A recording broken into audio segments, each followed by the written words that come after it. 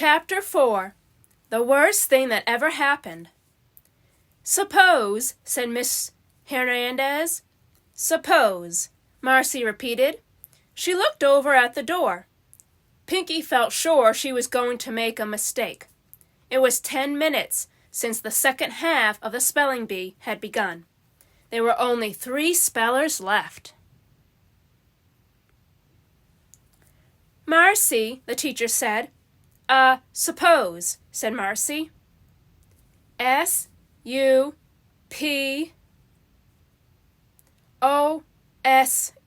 suppose. "I'm sorry, Marcy," Miss Hernandez said. She turned to Pinky. Pinky glanced to his left. Anthony was smiling. "Suppose," said Pinky.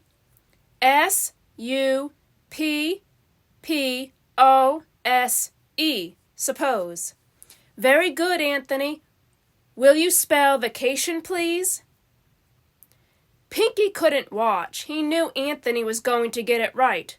He swallowed and told himself to breathe slowly. "Second," he heard Miss Hernandez say, and after Anthony had correctly spelled his word. Pinky saw Rex watching him.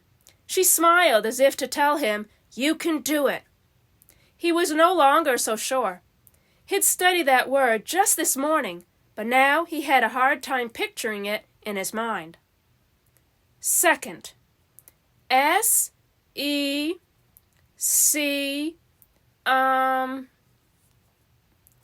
Yes, said Miss Hernandez. She gave him the same "you can do it" look that Rex had a moment earlier. S-E-C-O-N-D,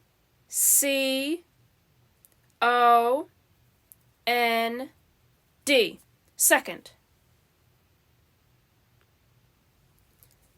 Some of the kids cheered. Pinky felt himself start to relax. Maybe he would win, after all. Anthony almost stumbled over spinach. Pinky began to think, "I'm going to do it. I'm going to win. I'll still be the champ." 5 minutes went by. The classroom had grown very quiet. "My goodness," said Miss Hernandez, "I can't seem to find words that are hard enough for the two of you. Maybe we should declare a tie." "No," the class cried. Pinky and Anthony shook their heads. They both wanted to win. Pinky was beginning to wish that the spelling bee would end soon, though. He had forgotten to go to the bathroom before returning to class after lunch. Now he was feeling all that milk and juice he had to drink. "One more round," he told himself. "I'll beat him in the next round, and then after we sit down, I'll raise my hand and ask to go to the bathroom." 5 more minutes passed. Pinky pressed his legs together and was starting to feel as if his head was going to float away. He had to go to the bathroom very badly. But he couldn't leave now. He had to win first. He just had to. Each time that it was Anthony's turn, Pinky thought, "Mess up, Anthony. Get it wrong." But Anthony never made a mistake, and then it happened. "Anthony, will you please spell excuse?" "Excuse," said Miss Hernandez. "Excuse," Anthony repeated. For the first time, a look of doubt crossed his face. E-X-U-S-E.